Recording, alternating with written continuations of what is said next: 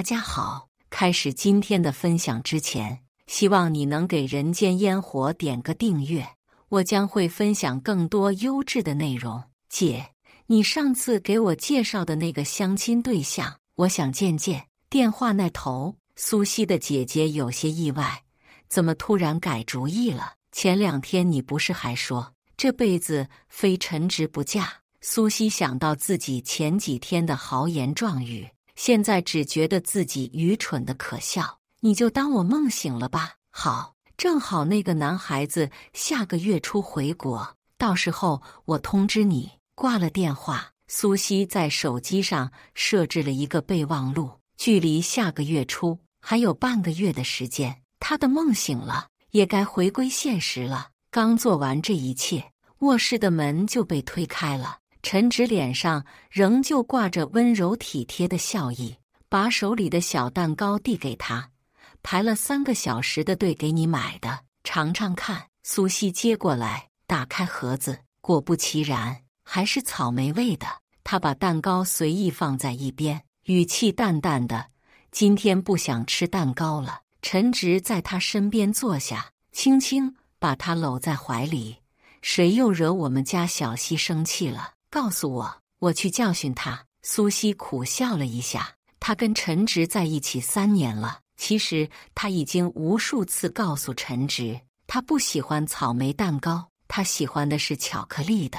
但陳直每次買回來的都是草莓的。一開始他還以為是排隊的人多，巧克力的沒有了。直到1周前的那天晚上，陳直去洗澡，手機放在外面，屏幕上彈出了一條微博提醒，是一個叫小蘇子嘻嘻嘻的賬號發微博了。試過這麼多甜品，我的最愛還是春林路的那家草莓蛋糕。這個賬號是他的特別關注。蘇西在看到這個 ID 的時候，心裡就有種奇怪的感覺，因為這個 ID 的讀音跟他的名字特別相似。於是他用自己的手機搜索了這個小蘇子嘻嘻嘻，近乎貪婪地翻看了他3年間的所有微博。她是個樂觀開朗的姑娘，全世界旅遊，很漂亮，很時尚。她應該是在國外，但是很快就要回國了。她的真名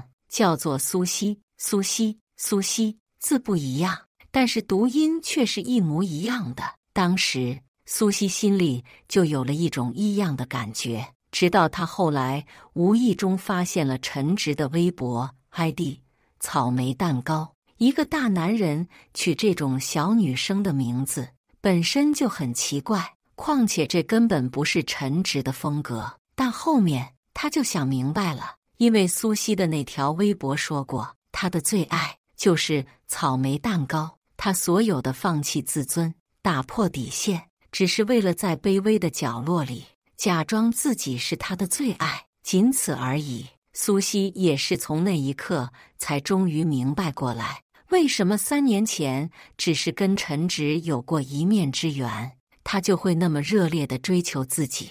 為什麼這3年來他對自己呵護有加，一口一個小西？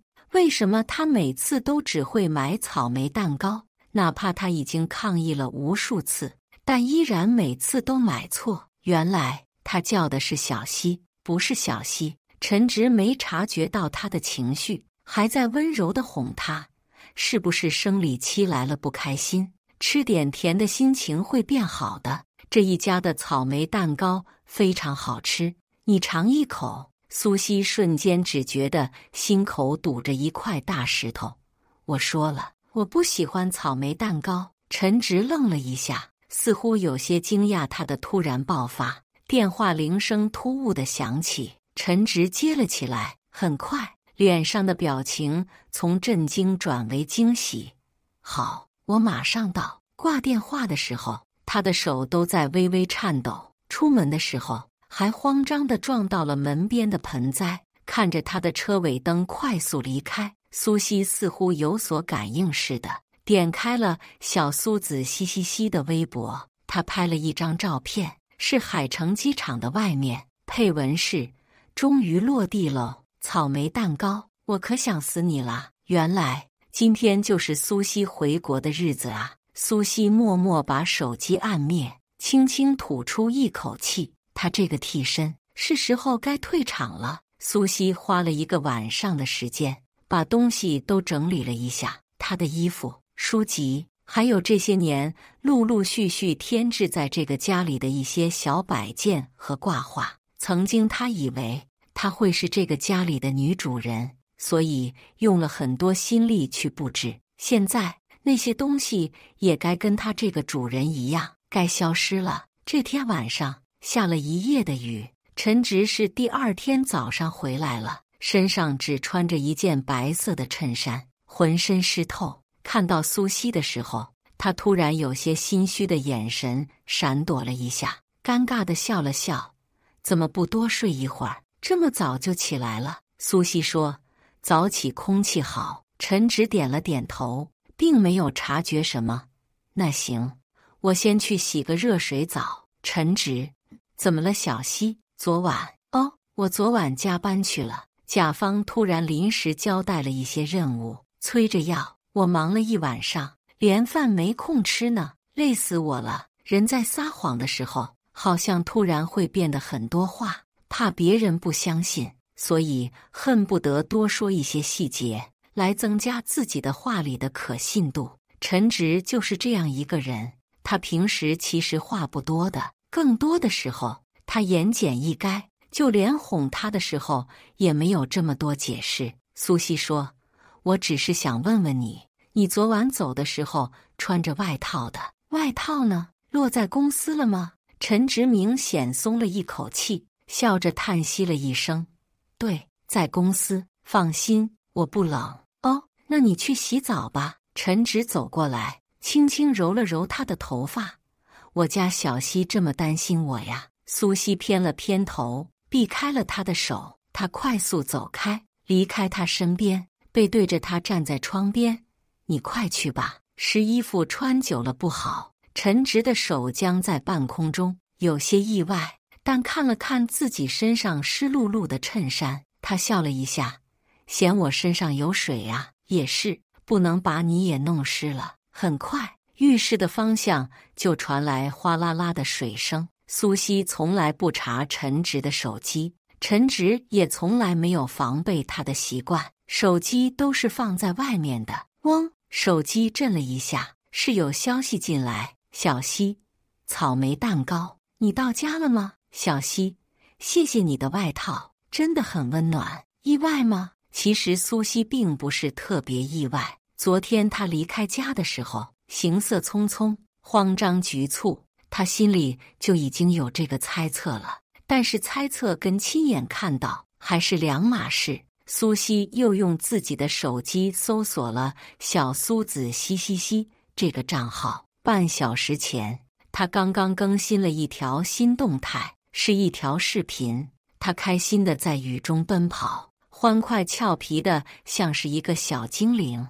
他終於停下來的時候，有人用一件寬大的外套從後面把他緊緊包裹住。那個男人的聲音是蘇西從來沒有體會過的溫柔。他說：“你慢點跑，小心着涼。”蘇西問他：“我有你呀，我什麼都不怕。”他哼笑了一聲，寵溺道：“對，我會永遠在你身後。”這條視頻的配文是：“兜兜轉轉，原來你一直在這裡等我。”陳直擦着頭髮，推門從浴室裡走了出來。“我的手機是不是響了？”蘇西指了指茶几上，震動了一下。陳直幾乎是立刻撲了過來，把手機從蘇西手裡劈手搶了過去，力道大得驚人。回完消息，他才意識到自己剛剛好像又失態了。他有些局促地解釋：“甲方有個東西催我發過去，弄疼你了嗎？”“還好。”蘇西打斷了他：“那你忙，我出去了。”陳直追了上來，拉住他的手腕：“小西，你生氣了嗎？”“沒有。”他生不起來氣，因為他好像根本就沒有生氣的資格。陳直的餘光裡看到了堆放在客廳角落裡的好幾個大垃圾袋，問道：“你昨晚大掃除了嗎？”怎麼這麼多東西要扔？蘇西嗯了一聲。陳直笑：好，你不用管了，一會兒我拿下去。陳直，你有沒有發現浴室裡少了什麼？沒有吧？我沒注意。陳直問：家裡的沐浴露用完了嗎？我去買。蘇西只是淡淡地點了點頭。浴室裡，他們的毛巾、牙刷、拖鞋全都是情侶的，每天都是那麼緊密地擺在一起。他的是藍色，蘇西的是粉色，一眼就能看到。可是昨晚，蘇西已經把自己的那一份全都收拾出來了，浴室裡就只剩下他的那一套。但陳直沒有發現，或許是因為心裡有事，又或許是他從來就沒有在乎過。蘇西已經不想去追究了。周末的時候是陳直他們同學聚會，蘇西其實原本不想來的，但很好奇，能讓陳直心心念念記掛了這麼多年的女孩到底是什麼樣的。他們到的時候 ，KTV 裡面已經很熱鬧了。陳直的兄弟蔣毅一把勾住他的脖子：“你怎麼才來呀？”蘇西回來了，你小子也算是守得雲開見月明嘍。陳直有些慌亂，把八卦魚似的蔣毅從身上扒拉下來：“你別亂說。”“我哪兒亂說呢？你對蘇西的心意，咱們同學誰看不明白？”正說着，蔣毅的餘光裡看到了一直跟在陳直身後的蘇西，他笑了一下，問道：“這位是？”陳直有些尷尬地介紹：“她是我女朋友。”蔣毅愣住了：“你女朋友？你交女朋友了？我怎麼不知道啊？”“不是，你這麼多年不是一直都在等蘇西嗎？怎麼突然交了女朋友了？”陳直的臉色有些不好看。恰在這時，人群中走出來一個明豔漂亮的女生，聲音越來越近：“誰交女朋友了？”蔣毅趕緊說：“蘇西，你快來！”陳直說他交女朋友了，我怎麼就不信呢？被陳直惦記了這麼多年的那個女孩，終於出來了。蘇西之前只是在微博上看到過她的照片，這下也終於見到了她本人。她的確很漂亮，很有衝擊力的那種漂亮，怪不得陳直會這麼多年對她念念不忘。蘇西打量了一下蘇西，有些質疑，更多的是敵意。“陳直，她真的是你女朋友嗎？”陳直張了張嘴，喉结艱難地上下滾了滾。蘇西扯了一下嘴角，說：“我就是來找一下東西，上一場我有東西落在這個包廂裡了。”陳直有些震驚地看着他，蘇西知道他在看自己，但是沒有回看，他只是低下頭看着自己的腳尖。蔣毅問：“什麼東西啊？”他隨口說了句：“耳環。”蔣毅說：“我們來之前，阿姨正在打掃呢，我們是沒看到有耳環，要不然你去問問阿姨。”蘇西點頭：“好的，謝謝。”轉身就走，快步離開。身後他還能聽到蔣毅笑着打趣陳直：“你就是為了讓蘇西吃醋，故意這麼說的吧？人家小姑娘就是來找東西的，還得被你利用一回，真可憐。”末了，他又去跟蘇西說：“你看看，你都把这小子逼成什麼樣了？這麼多年了，你也該給陳直一個名分了。”蘇西的聲音已經沒有剛剛那麼凝重的防備了，而是重新恢復了輕快調笑：“我跟陳直可是最好的朋友，你們可別亂點鴛鴦譜。”最好的朋友。蘇西忍不住停住腳步，回頭看了一眼，只見陳直痴痴地盯着蘇西。當蘇西那句“最好的朋友”一出口，他眼中的光彩迅速暗淡了。他苦笑了一下，順着蘇西的話說道：“是啊，你們誤會了，我跟蘇西只是最好的朋友。”陳直回來的時候，蘇西正在看電視，電視上正在播放晚間新聞。陳直尬笑了一下，問道：“怎麼開始看新聞了？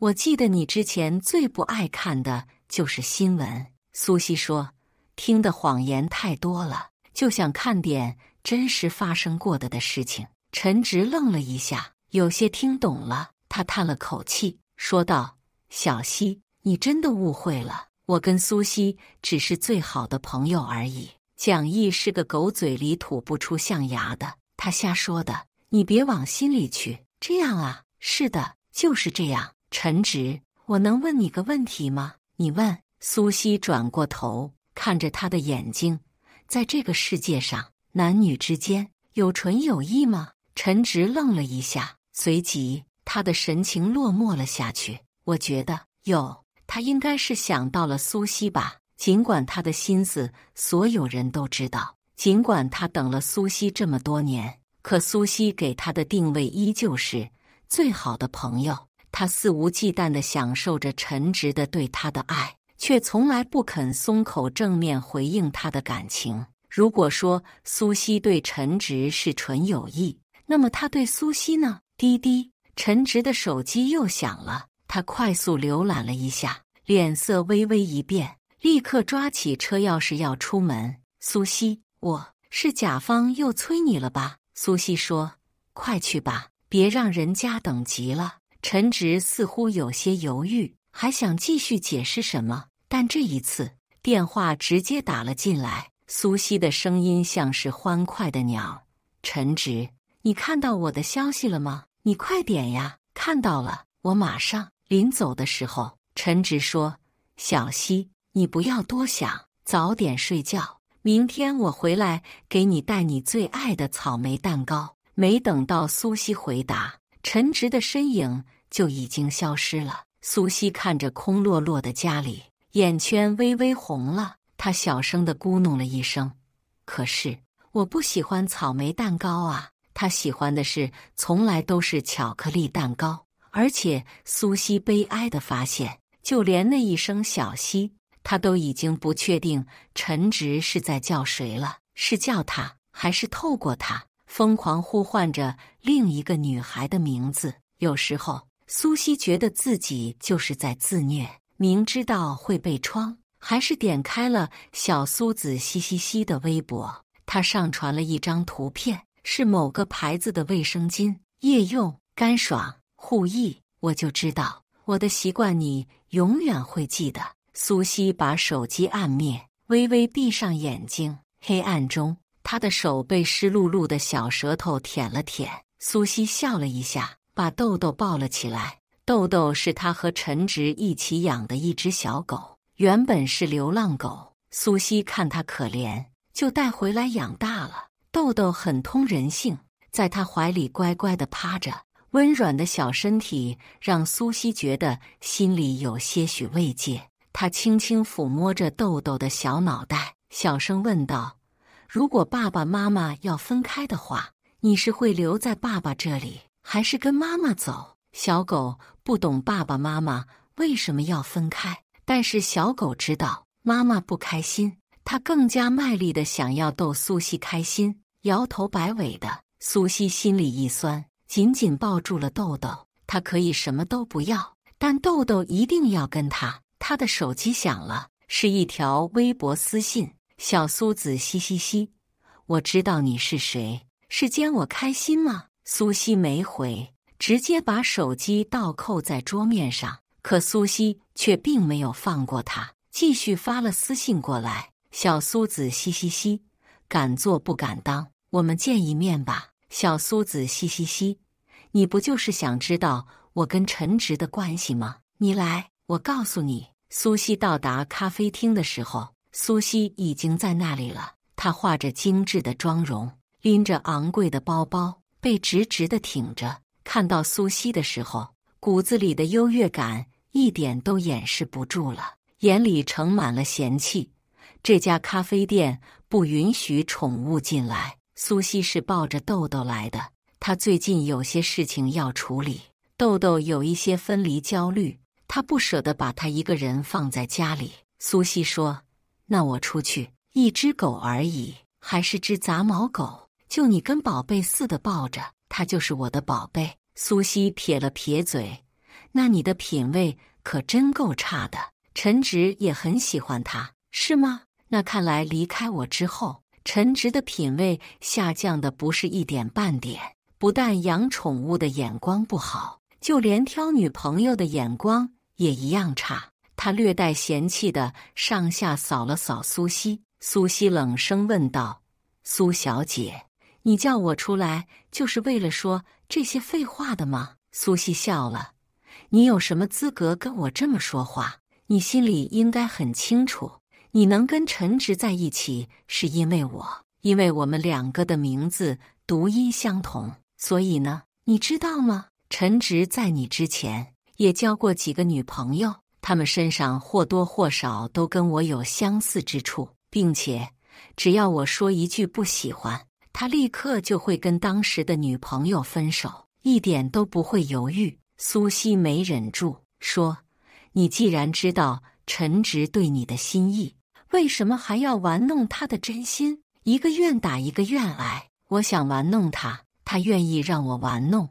關你什麼事？那隨你們吧，我還有事，先走了。”蘇西抱着豆豆站了起來，轉身要走。“喂！”蘇西叫住他，“如果你求我的話，我可以考慮讓陳直不要跟你分手。”蘇西皺眉，回過頭看他：“你到底想幹什麼？不幹什麼？好玩啊！你不覺得這種把男人玩弄於股掌之間的感受很爽嗎？陳直他知道你的生理期是幾號嗎？知道你習慣用什麼牌子的衛生巾嗎？我已經離開3年了，我的喜好他全都記得，他聽我的，只要你求我，你就可以繼續當我的替身，留在他身邊。”“不用了。”蘇西說，“我有自尊有人格，不想當你們推的一環。”豆豆似乎能感受到他的憤怒，對着蘇西瘋狂汪汪。蘇西被嚇了一跳，咒罵了一句：“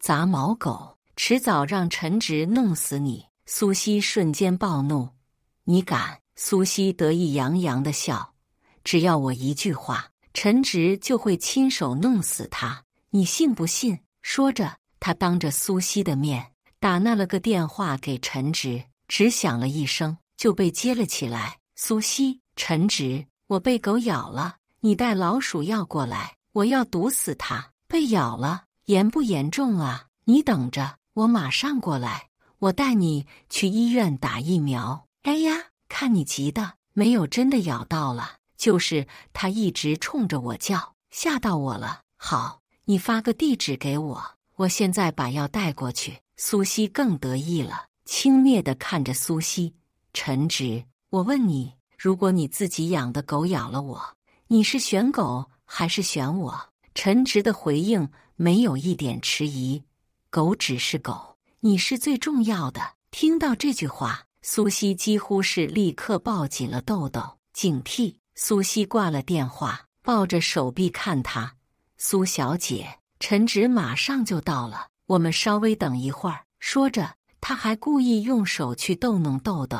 蘇西趕緊後退了一步，他怕豆豆真的咬到蘇西，那陳直就不可能讓豆豆活。他現在只想帶豆豆盡快離開，可是蘇西一把拉住了他：“別走啊，好戲還沒開始呢，你鬆手！”蘇西一把甩開了他，可蘇西不依不饒，這次他直接拉住了豆豆的尾巴，豆豆痛得哀嚎。蘇西下意識地推開蘇西拉着豆豆尾巴的那隻手：“你鬆開！”他只是輕輕一推，蘇西卻向後倒了下去。“啊，救命！”蘇西，他聽到了陳直撕心裂肺的吼聲，他懂了，怪不得他輕輕一推蘇西就倒，原來是陳直趕到了。蘇西摔倒在馬路邊，正好路上有一個人騎自行車經過，蘇西被蹭了一下，跌坐在地上，他眼中瞬間蓄積了滿滿的眼淚。“陳直，你怎麼才來啊？”陳直幾乎是撲了過來，跪在地上：“對不起，我來晚了，傷到哪裡了嗎？我腳痛，好痛啊！”陳直想也沒想，把他打橫抱在懷裡：“我送你去醫院檢查一下，可是蘇小姐還在這裡呢。”說着，蘇西柔弱地瞥了一眼抱着豆豆站在路邊的蘇西，她冷眼看着面前的一對男女，女的哭訴，男的心疼。好一場恩愛大戲，就連騎自行車的那個人也對蘇西說：“你男朋友可真愛你。”人在無語的時候，真的很想笑，連路人都以為他們才是一對，而自己這個正牌女友，他從始至終都沒有看過一眼。陳直雙目赤紅，像是一頭暴怒的獅子，苗頭對準了蘇西。你有什麼不滿，都可以衝着我來。你害蘇西幹什麼？這裡離馬路那麼近，幸好這只是一輛自行車，如果是汽車的話，後果誰來負責？你嗎？蘇西不知道該怎麼解釋，而且這件事本就不該他來解釋。而躺在陳直懷裡的蘇西，十分善良地拉了陳直一把：“我沒事，你不要小題大做了。蘇小姐肯定不是故意的，我親眼看到她把你往馬路上推。蘇西，你就是太心軟了。”“哎呀，我一直都是這麼心軟的呀。你又不是不知道。”陳直眼中的心疼已經掩飾不住了。真不知道這幾年你一個人在國外是怎麼過的，吃了多少苦。這一場鬧劇，蘇西不想爭辯，也不想再看下去了。你要是不放心，就帶他去醫院做個全面檢查，醫藥費、誤工費我來出。我先走了。你站住！陳直說。道歉。蘇西不可置信地回過頭，對上陳直一雙陰鸷的眼睛。你說什麼？我說你給蘇西道歉。現在。蘇西氣笑了。陳直，這裡就在咖啡館門口，你要不要先去看一下監控，了解一下事情的經過，再來評判到底誰該道這個歉？難道蘇西不是你推的嗎？既然是你推的，那就道歉。蘇西挺直了腰桿，該道歉的不是我，氣不過你就報警吧。他抱着豆豆打了個車離開了。坐在出租車上的時候，司機問他：“小姑娘，怎麼哭了？”蘇西抹了一把臉上的淚痕：“我沒有。”還說沒有，跟男朋友吵架了。他偏頭看向窗外，他知道這一次他跟陳直不是吵架了，在他讓自己道歉的那一刻，就已經徹底結束了。回到家裡，蘇西草草收拾了幾件貼身衣物，抱着豆豆離開了這個他曾經以為是港灣的家。姐姐蘇提給他打了電話過來：“小西，你的機票買了嗎？幾號的呀？”蘇西說：“8號。”“哦，那就沒幾天了。你買好了機票，記得跟我說一聲，我去機場接你。”“沒事姐，我自己可以。”“哈哈哈，也不是我啦，就是跟你相親的那個男孩子，他想去接你。對了，你過來住的話，需要什麼？提前告訴我，這幾天我先幫你準備好。”蘇西看了看懷裡的豆豆，說：“我什麼都不需要，姐，你幫我準備狗窩和狗糧就好。就是你跟陳直一起養的那隻小狗嗎？”蘇西說：“我要帶它一起回去。”“怎麼，陳直不要它了？”“不是，這一次是他和豆豆選擇不要陳直了。”第二天一早，蘇西去給豆豆打了最後一針疫苗。拿到疫苗本的時候，寵物醫院的醫生對他說：“豆豆的疫苗已經全部打完了，以後就可以正常跟其他小狗一起玩了。”蘇西問了一句：“豆豆這樣的年紀，坐長途飛機可以嗎？是要托運嗎？”“對，豆豆年紀小，而且因為流浪過，所以有點分離焦慮，盡量還是不要長時間跟主人分開。”蘇西有些發愁：“我很快要出國了，一定要帶他一起走。”寵物醫生想了想，說：“那你可以試試看，不要一次性飛行太久，嘗試一下分段轉機，利用轉機的時間安撫一下豆豆。”蘇西點了點頭。離開寵物醫院之後，蘇西按照寵物醫生說的買了機票，從國內到瑞士，8個小時的飛行時間。他拆分成了4段，每次2個小時。雖然最後需要輾轉3天的時間才能最終到瑞士，但是為了豆豆，他願意。他給姐姐打了個電話，姐姐聽了他的想法，也表示了支持。“你注意安全，不着急，照顧好自己和豆豆。”“我知道的，姐。”突然間，一股強烈的嘔吐慾望直接頂到了喉嚨口，蘇西不得不蹲在地上，吐了個昏天黑地。電話還沒掛，姐姐很焦急地喊她：“小西，你沒事吧？”蘇西緩好好一會兒，才覺得舒服了一些。沒事姐，可能就是吃壞東西了，有點想吐。姐姐沉默了一下：“小西，你去醫院檢查一下吧。”“沒事，我自己吃點藥就好。”“我覺得你可能是懷孕了。”這句話就像是一記悶棍，打得蘇西好半天沒回過神來。她把豆豆先寄養在了寵物醫院，去了一趟醫院，看着檢查結果上面寫着胚胎7週，存活的時候，蘇西幾乎有些反應不過來。婦產科醫生問她打還是留，蘇西感覺喉嚨艱澀，不知道該怎麼回答。婦產科人滿為患，醫生告訴她：“你先跟孩子爸爸商量一下吧，商量好了再來。先讓後面的孕婦進來看診。”蘇西點了點頭，她就坐在婦產科外面的凳子上，握着手機。她不知道該不該給陳直打這個電話。這時候，陳直好像跟她有默契似的，主動打了電話回來。“你怎麼沒在家？”直截了當的問話。她現在連他的名字都不願意叫了。“是啊，他的小西回來了，再也不需要他這個替代品了。我帶豆豆出來了。”“怎麼了？有事？你來一趟醫院，現在幹什麼？”蘇西的腳踝擦破了皮，她最怕疼了。“你來給他道個歉，這事情就算完了。”“怕疼？他也怕疼啊。”“陳直，我現在去不了，遛狗就那麼重要。”“不行，你今天必須得來。”“我說了，我去不了。”蘇西問陳直：“如果現在我也在醫院裡，你是不是還要壓着我去他病床前道歉不可？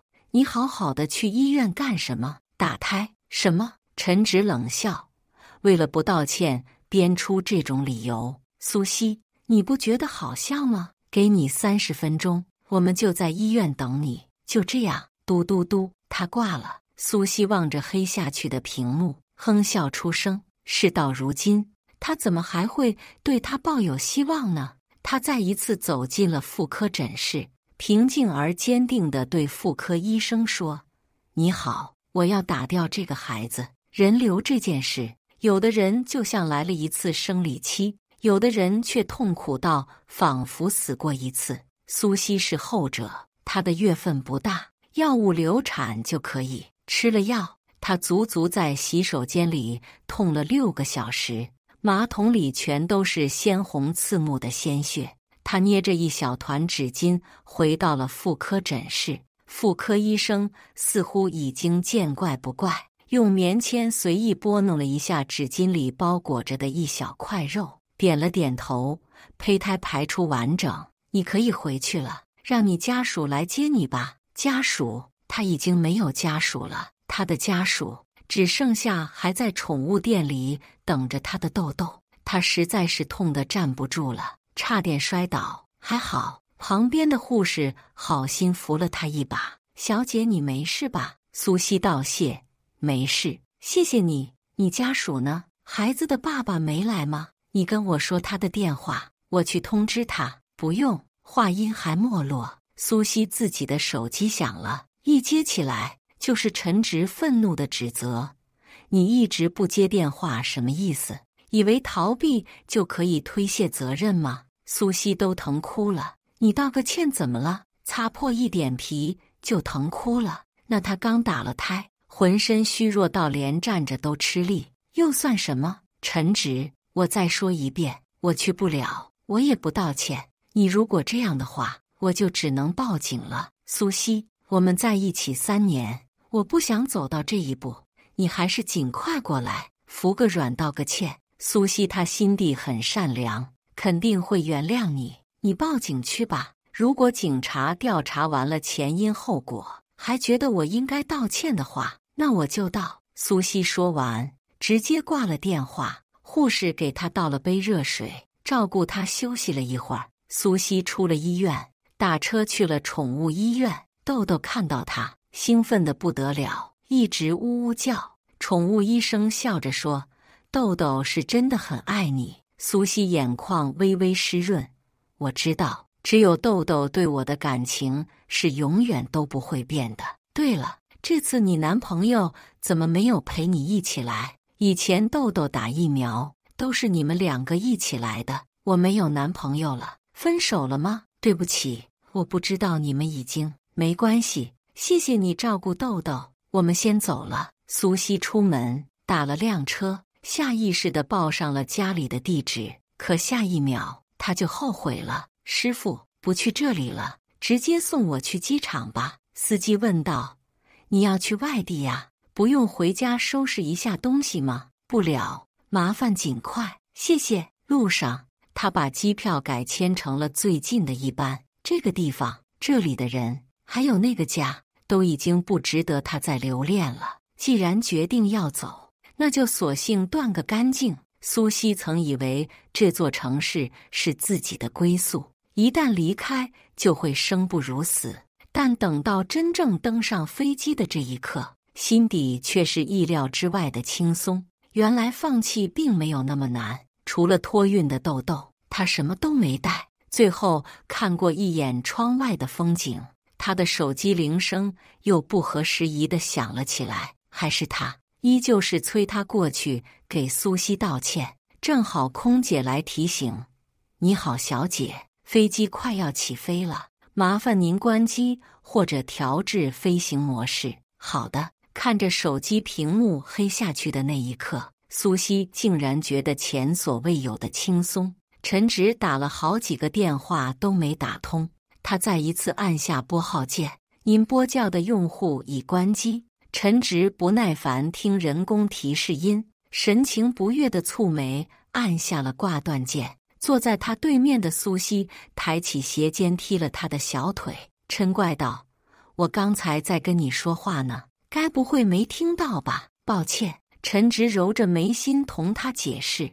你說什麼？”蘇西立刻就笑了：“我就在這裡坐着，你還在掛念誰呀？”陳直只猶豫了片刻，還是說：“蘇西的手機從來都是24小時保持開機狀態。他曾經跟我講過，是怕我想找他的時候聯繫不到他。可是今天他的電話一直都打不通。”他心底湧起不祥的預感，他會不會是出什麼事了？思緒尚未成型，就被蘇西的話音打斷了。他笑得更燦爛了：“你確實是應該關心他一下。不過你是男人，不懂女孩子的心思。他現在說不定就等着你焦急地找過去，跟他道歉，哄他開心，說自己錯了，然後就可以居高臨下對你發號施令了。”此話一出，陳直對蘇西的惦記瞬間就淡了。是啊，他能出什麼事？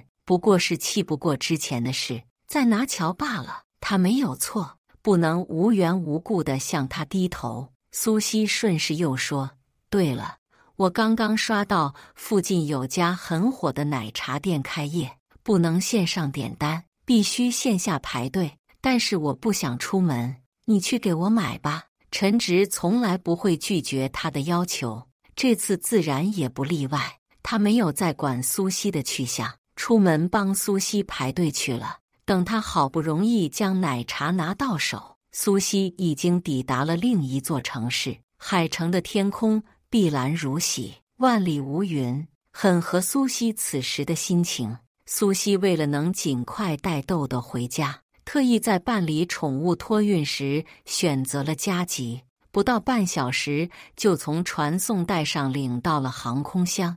只是豆豆前陣子剛在蘇西手底下受了番驚嚇，又獨自待在狹小的航空箱裡，經歷了近2個小時的黑暗，這時有些應激了，毛茸茸的一團蜷縮在航空箱角落裡。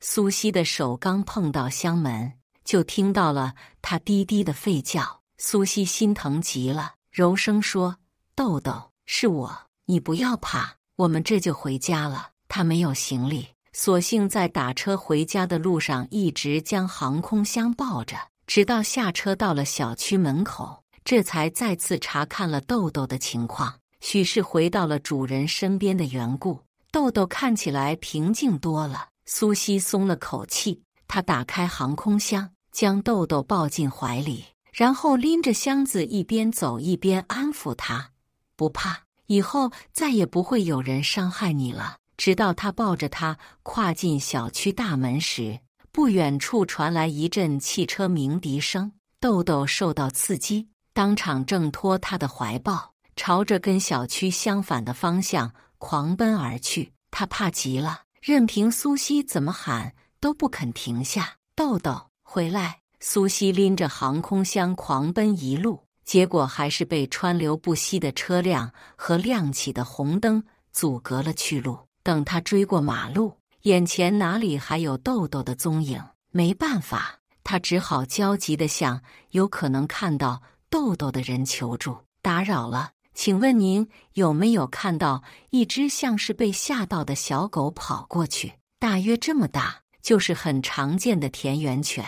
您好，我的狗受到驚嚇，跑到這邊來了。您看到它往哪邊去了嗎？帶了項圈。不過不是品種犬，就是黃色的小狗。”“好的，謝謝您。”蘇西問了一路，直到口乾舌燥，心急如焚，也還是沒能尋見豆豆的蹤影。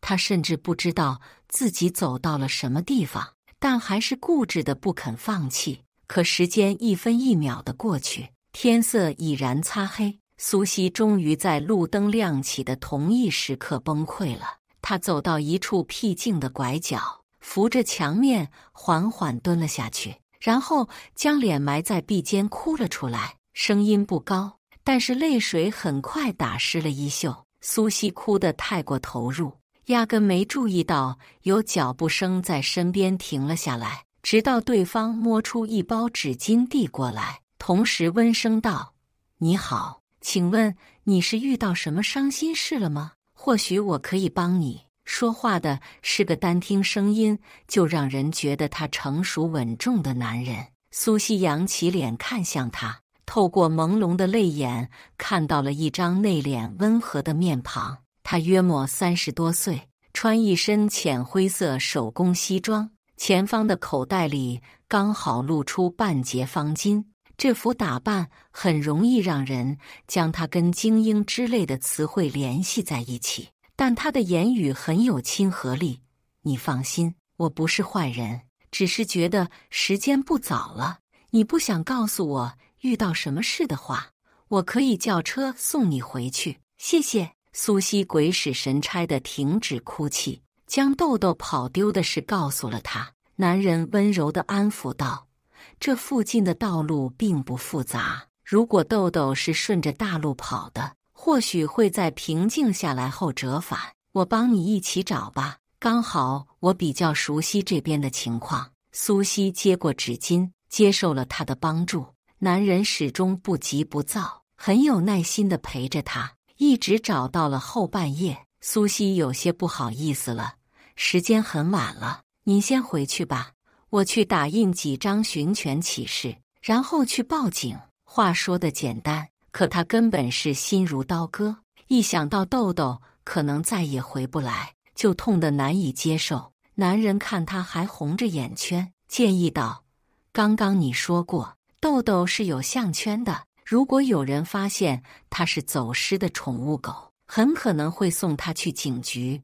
我現在送你過去看看，這都找不到的話，今晚再堅持下去也是無用了，倒不如盡快去打印尋犬啟事來的有意義。”蘇西抱着最後的希望，在男人的陪同下去到了附近的警局。值班民警得知他們是為何而來，馬上詢問起了豆豆的具體特徵，在確認無誤後，從後面的辦公室裡把他抱了出來。他是傍晚時候突然跑進來的，本來以為是流浪狗想當警犬了，但看他干干淨淨，還有項圈，估摸着是有主人的，就先把他留下了。這邊招領啟事還沒寫完，你們来了，肯定很在意他。民警將豆豆遞到蘇西懷裡，他立刻就撫摸着他的腦袋，哭出了聲。只不過這次是喜極而泣，哽咽的同時不忘向他們道謝，真的很謝謝你們，他跟我的家人是一樣的。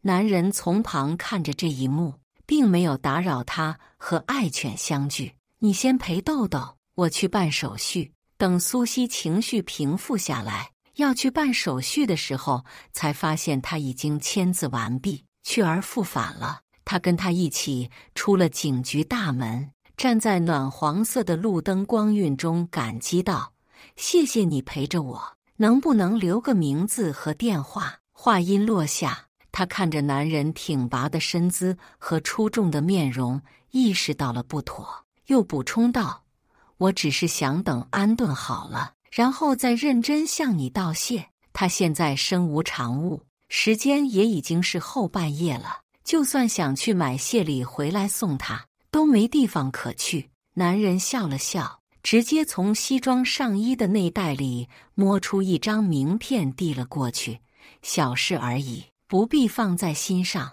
不過你想知道的信息都能從這上面找到，以後有相關需要的話，歡迎聯繫我。”在微信掃一掃盛行的時代，已經很少有人使用名片這樣正式的聯絡道具了。蘇西雙手接過燙金質地的名片，感到新奇的同時，也在心底把他的名字默念了一遍：陳錦城。他跟陳直是同一個姓氏，看來他跟姓陳的人倒是很有些緣分。不過相比於這點微妙的相同之處，還是男人名字後面跟着的律所和職業更讓他覺得驚訝。高級律師，他曾以為律師全都是牙尖嘴利、走路帶風，讓人看了就望而生畏的類型。現在陳錦城的溫柔顛覆了他的刻板印象。他問：“我可以知道你的名字嗎？”他輕聲答道：“蘇西。”溪流的溪。很快就是凌晨了，這個時間段並不好打車。陳錦城順勢表示，知道名字就算是認識了。現在我們應該不是陌生人了，我送你回家吧。他說話做事全都帶着股如沐春風的氣息，讓人覺得很舒服。蘇西已經麻煩了他這麼久，也不差再多個一時半會兒了。而陳錦城讓他在這裡稍等片刻，便把車開了過來。兩人就着豆豆展開話題，有一搭沒一搭地聊了幾句，不多時就抵達了目的地。蘇西發現他對自家所在的小區很熟悉，是直接從更靠近住宅樓的側門把車開進去，但是並沒有多問。但是臨告別之際，還是有路過的人驚訝不已地把他們兩個都認出來了。陳律師，小西，你們兩個怎麼一起回來了？說話的是蘇西的姐姐蘇提，她穿一身運動服，是正準備出門晨跑，沒想到會在自家樓下遇到妹妹和相熟的陳錦城。蘇西一頭霧水地反問：“姐，你認識他？”蘇提點頭：“當然認識了。之前幫我打贏離婚官司的大功臣就是陳律師，要不是有他坐鎮，我頂多掙到孩子的撫養權，還得用讓渡財產的方式去換，哪裡能像現在這樣掙到大部分財產。”他介紹完跟陳錦城相識的經過，又嘆了口氣說：“其實我先前打算介紹給你的相親對象就是陳律師來着，只可惜那時候他滿心滿眼都是陳直。”蘇西表情不自然地移走了目光，確實是有這回事來着，但他那時心裡全都是陳直，哪裡還會去考慮別的男人？現在想來，或許真是全世界都在阻止他做錯誤的決定。陳錦城笑了笑，不甚在意地說：“我那時也在忙着為案子奔走，其實是無暇考慮個人問題。況且，若是我們那時就見過，現在多尷尬。”他替蘇西化解了尷尬，然後又把遇到蘇西的來龍去脈解釋了一番。蘇提不過是隨口一說，也沒特別在意，跟着笑了一下，熱情邀請道：“我出門之前，爸媽剛好在準備早餐。”陳律師，他們一直也想好好謝謝你。既然你又幫了我妹妹，不如去吃個便飯。蘇西心裡藏着事，並沒有多說什麼，但態度也是支持的。他確實是欠了陳錦城的人情，很樂意向對方表示謝意。可陳錦城微笑着婉拒道：“我很想嘗試一下叔叔阿姨的手藝，不過天已經亮了，再不回家換身衣服去律所，同事們會以為我連續2天穿着同一套衣服上班。對律師來說，形象無疑是很重要的。”蘇提沒有再堅持，只是拉着蘇西再次向他表示謝意。期間就連豆豆也被按着小腦袋讓他摸了一把，不知是不是錯覺，蘇西覺得陳錦城像是有話對他說的樣子。蘇提本來還想再多問幾句，但他們沒幾步路就到家了，只好先把話咽回去。他們進門時，早餐剛好上桌。蘇家父母見蘇西回來，第一反應都是驚訝。蘇父疑問道：“小西提前回來了，怎麼不先跟我們說一聲呢？我也好去接你。”蘇西勾出個笑容說：“我想給你們一個驚喜來着，沒想到剛好在樓下遇到了姐姐。你這孩子，要是早說的話，我和你爸興許還能多高興幾天呢。”蘇母心思更細，忍不住多問了句：“是不是在那邊遇到什麼不順心的事了？”蘇西接過媽媽遞來的筷子，臉上笑容不變：“我就是剛好有個簽售會安排在了海城，所以提前回來了。可你眼睛怎麼回事？只是因為豆豆亂跑，被他急哭了。你們要是帶他出門，千萬記得拉住牽引繩。好了，我們快吃飯吧，我早餓了。”他忽然很感激昨晚豆豆鬧出來的亂子，要是沒有他，這會兒怕是得被家裡人看出端倪，追問不休。蘇提是唯一沒被蘇西糊弄過去的。等吃過早飯，他立刻借口幫妹妹收拾房間，把人拉到小臥室裡問：“你老實告訴我，是不是跟陳直的感情出問題了，還是他讓你受委屈了？”“我跟他其實是結束了。”蘇西連苦笑都沒有，心平氣和地把事情經過大致講了一遍。不說不知道，這麼一捋才發現，他為了一個本就不屬於他的男人，竟然付出了那麼多。早知如此，真不該浪費時光在他身上。蘇提聽完，瞬間就氣炸了。我早看出那小子不是良配。本來以為他也就是冷漠了點，自私了點，不靠譜了點，沒想到他竟然是拿你當替身。我呸！把自己當成劇裡的苦情主角了嗎？其實苦情戲主角一般是女的。蘇西平靜地表示，像他這種情況，一般是偶像劇男主角。至於我，則是那個痴戀他的女2號或者炮灰。這出戲已經演了太久。現在他自願退出，就讓他們這對男女主角佔據舞台繼續吧。蘇提看他這樣平靜，知道他是哀莫過於心死，也顧不上翻舊賬指責他了。他當即坐到蘇西身邊，正色道：“你千萬不能這樣想，我倒覺得他才是那個男炮灰。現在男主角正式出場了。”蘇西疑惑道：“他以為姐姐是要再介紹相親對象給自己，正想說他如今對男人沒興趣，就聽到蘇提報出陳錦城的名字，說：“我覺得陳律師就不錯，他今年也才30多歲，比你大一些，但成熟穩重，很靠得住。”蘇西沒說話，姐姐繼續說道：“他還長得帥，工作也好，而且他在海城本地發展。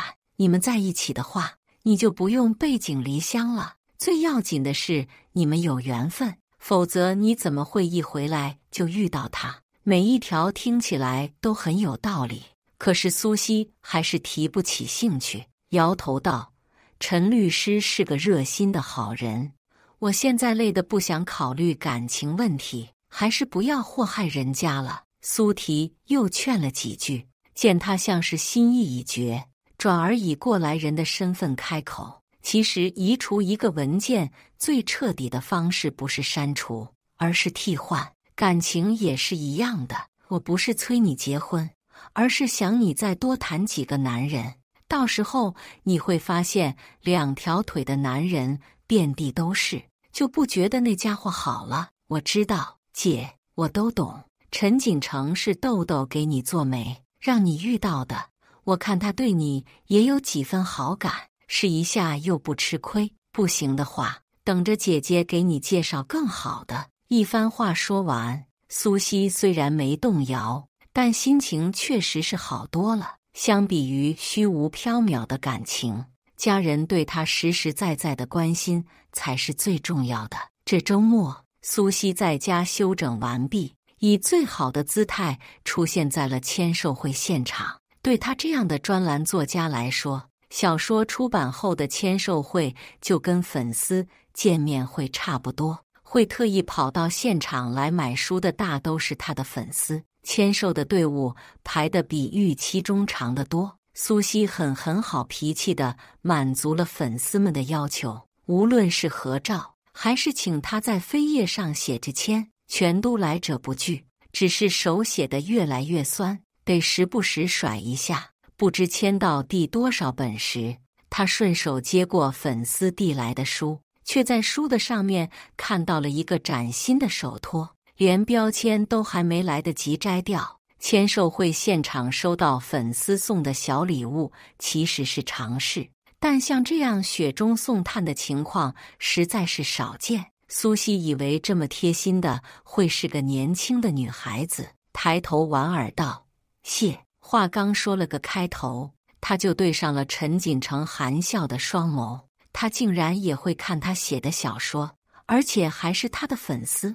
他再次被顛覆了認知，忽閃着眼睫，愣在當場，連自己是在簽售會現場都忘了。陳錦城溫聲道：“你寫了這麼久，手腕會難受的，所以我帶了這個來，你墊着會舒服些。”蘇西回過神來試了試，誠懇地說完了方才的話：“謝謝。你有沒有想簽的話，可以給你一個去簽。”“就簽這本書是給我的好了。”陳錦城想着排在他前面的讀者提過的要求，仿照着說了一句，又在蘇西簽名時解釋：“本來我只是想給你送個手托，但大家都在排隊，還是入鄉隨俗吧。”隊伍排得這麼長，他毫不懷疑，如果自己仗着認識蘇西就直接跑來插隊的話，會被現場的粉絲們指責到無地自容。蘇西以為他是不好意思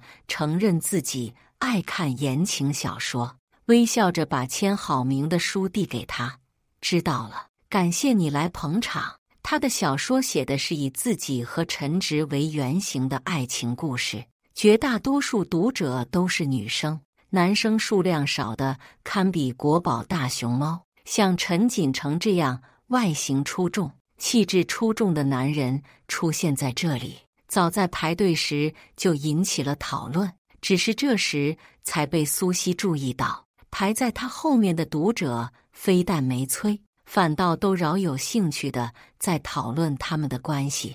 他們看起來好像很熟，是朋友吧？這人好帥呀，聲音也很溫柔，是不是出版社找的書模？不過年齡不合適吧？你傻了，書模怎麼會排隊？陳錦城主動排隊的行為確實是規避了挨罵的風險，但卻起到了意料之外的效果。他很快就成為大家討論的焦點了。各位還是不要猜了，我只是來幫忙送東西的而已。他無意搶風頭，連忙回過身去解釋說：“今天氣溫偏低，我還送了些熱奶茶過來。”是蘇西小姐給粉絲們辛苦排隊的答謝。她說完，又悄悄對着蘇西遞了個眼神，示意她先認下。蘇西總不能當眾承認這不是她安排的，只好由着她幫自己貼金。這下她欠她的人情更多了。明明他們既不熟悉彼此，認識的時間也不長。粉絲們領了奶茶，開始起哄：“蘇西老師，這位是不是就是書裡的那個他？沒想到本尊比你寫的還迷人，又帥又溫柔。他是來給你驚喜的吧？你們這麼幸福，是不是馬上就要結婚了？到時候一定別忘了分享照片啊！哎，完美的戀愛果然都是完美的人在談。蘇西並未在粉絲們的羨慕聲中迷失自我，她始終記得寫這本書時，男主角的原型到底是誰。雖然他們已經南轅北轍，不像是同一個人了。不是的，他聲音低而清晰地澄清道：“我現在單身。至於書裡的他，我們已經分手了。”這則重磅消息無疑是往讀者群裡丟了個驚雷。接下來的簽售中，每隔幾個讀者就會有人問他為什麼，他無從解釋，只能是說現實和小說終歸是不一樣的。想必過不了多久，出版社就會在宣傳語裡加上一句，說這是他祭奠死去愛情的作品了。蘇西對此沒有意見，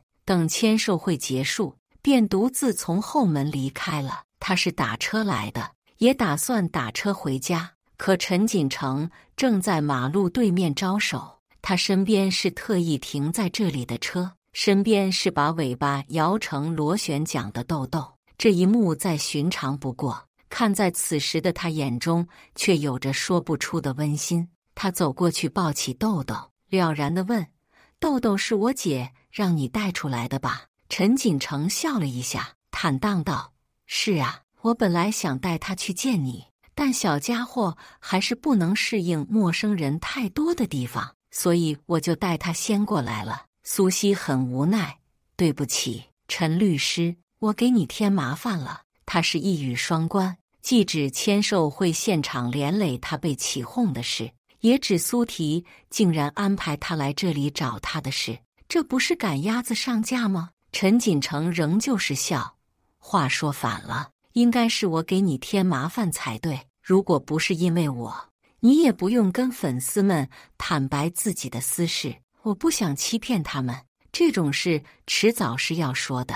那我能不能請你吃飯？現在我們都是單身了，就當是深入認識一下。不瞞你說，我家裡催得很緊，他已經30多歲了，家裡不着急才是稀罕事。蘇西把一個勁兒對他撒嬌的豆豆抱了起來，如實表示：“我不見得會是一個好的結婚對象，你應該也知道了吧？我剛結束了一段失敗的感情。”陳錦城並不在意的接話：“這正適合再開始一段新的感情。我覺得你很好，而且我也很喜歡豆豆。你願意的話，我們以後可以一起養他。”他摸了摸豆豆的腦袋，他立刻哼哼唧唧的去蹭他的掌心，諂媚的特別不值錢。一個討小動物喜歡的人總不會是什麼壞人。蘇西心念微動，答應道：“好啊。但是我要考慮一下。”與此同時，遠在另一座城市的陳直站在自家玄關，正反覆觀看着手機上的一段視頻，是他從前壓根不曾在意過的蘇西的粉絲發在社交網站上的簽售現場視頻。他已經接連數日聯繫不到他了，最初的有恃無恐消失得無影無蹤，取而代之的是焦灼。他從未這樣晾着他過，哪怕是之前最長的記錄也不過半天。只要他肯給他打電話，他馬上就會原諒他。可現在他已經給了他太多次台階，會不會是出什麼事了？陳直悄悄拜託身邊的朋友打探了一番，直到看見蘇西在海城簽售視頻裡的表現，才稍稍放心。他總算肯挪動站得酸麻的腿腳換鞋了。可不等他坐到換鞋凳上，客廳裡先傳出了蘇西打電話的聲音。相比於在他面前的嬌嗔和小性子，此時的他根本是判若兩人。話音裡的得意明顯的都快溢出來了。我早就說過，陳直對我迷戀的不得了，只要我略施小計就能把他拿捏住。現在你信了吧？呵，昨晚我故意在凌晨說想吃市南那家米粉店的夜宵，他馬上就起床出去給我買了。你問他那個女朋友，不過是我的替身罷了。現在我回來了，他又對我這麼死心塌地，當然是成功把他擠兌走了。多虧了他識趣，否則事情不可能這麼簡單就算了。你不知道那條狗有多討厭，就是一條又蠢又兇的土狗罷了。只有他那樣不值錢的女人會拿來當寶。他一見我就齜牙，真是煩死了。要是他不走，我非毒死他不可。上次差點就成功。蘇西毫不掩飾自己對豆豆的厭惡，但在看到快步衝到面前的陳直時，還是迅速扣了電話。陳直看着他沒來得及收起的表情，忽然覺得他很陌生。他難以置信地問：“你剛剛到底在說些什麼？”蘇西只慌了一瞬，馬上就又恢復成平素裡的模樣，反過來指責道：“你這麼兇做什麼？那條狗差點就咬了我，難道還不許我跟朋友吐槽幾句了嗎？再說了，我又沒有真的毒死他。”一連串的問句差點把陳直給打懵了，就好像他真的對不起他似的。可那樣惡毒的話，真是吐槽幾句就能解釋的嗎？他忽然想起了蘇西將豆豆帶回家的場景，他從來沒嫌棄過他是流浪狗，而是親自給他洗澡梳毛。口袋裡的手機及時響了起來，陳直放下紛亂的思緒，先接了電話。他聽到哥們焦急地說：“你快來，酒吧那邊總算把當晚的監控給恢復了。”好，他轉身就走，沒有理會蘇西的質問和勒令他留下來的話音。他實在太累了。哥們是個靠譜的，在他趕到現場之前，已經把他最在意的那段監控給調出來了。他進到監控室裡，直接按下播放鍵開始看就行了。屏幕上的情形跟蘇西所說的根本就不一樣。陳直看到了他用戲謔的態度挑釁豆豆的場景，也看到了蘇西阻止，卻反過來被他羞辱。而在他來的前一秒，蘇西又故意去挑釁豆豆。蘇西只是怕他被豆豆咬傷，所以才輕輕推開了他的手。明明力氣沒有很大，蘇西就像是腳上裝了彈射裝置一樣，自己摔在了非機動車道上。這個人真的是蘇西嗎？他知道他任性，也知道他不達目的不罷休，可他不該這樣惡毒。豆豆當然不能忍受有人欺負他的主人，瘋狂地衝着蘇西吠叫。而從始至終，蘇西都緊緊抱着豆豆，豆豆壓根都沒有碰到蘇西一分一毫。陳直神情痛苦地閉上了眼睛。蘇西向他告狀時，對此只字不提，仿佛只有他受的委屈是委屈。陳直給蘇西打了電話，他很快就接了，開口就是埋怨：“你走都走了，還給我打電話幹什麼？我問你，當時蘇西到底是為什麼會推你？”陳直沒有理會他的頤指氣使，第一次用如此嚴厲的語氣同他說話。蘇西下意識地又想發作，但直覺告訴他，他一定是知道什麼了。這種時候應該先安撫他。你把他和那條狗看得比我還重嗎？如果不是那條狗想咬我，他又護着狗，我們怎麼可能起衝突？那條狗早就應該毒死了，吵得人心煩。狗狗也是一條生命，生命也是有高低貴賤的，一條狗而已。難道你要為了它跟我生氣嗎？再說了，蘇西不是把它帶走了嗎？我以為你會一直包容我，向着我，沒想到你也不過如此。我對你太失望了。蘇西半點沒覺得自己有做錯事。陳直對他忍無可忍，驟然爆發道：“你夠了！”下一秒，電話被掛斷了。陳直沒有再像以往一樣打回去。他跟幫了大忙的哥們道謝，然後用最快的速度趕回了他和蘇西從前同住的家中。開門時，有個陌生男人走了過來：“請問蘇西是住在這裡嗎？”陳直毫不猶豫，是。男人取出慈善組織的證件展示道，我是這裡的工作人員，他之前跟我約好，讓我上門來取捐贈給貧困山區的物資，但剛剛我敲門，卻發現沒人開，請問他什麼時候回來？這話給了陳直安慰。蘇西向來熱衷慈善事業，他還記得捐贈東西給山區，就說明他會回來的。他對工作人員說了句“稍等”，然後便給他發了條微信詢問情況。訊息欄裡是醒目的紅色感嘆號，他被拉黑了。陳直神色一怔，又給他打了通電話，結果聽筒裡的人工機械音不變，還是您撥叫的用戶已關機。他悻悻地對工作人員說：“你確定約的是今天？”他沒接電話。工作人員一臉茫然地看了記錄，是今天沒錯呀。為了驗證這一點，他當着陳直的面撥通了蘇西的號碼。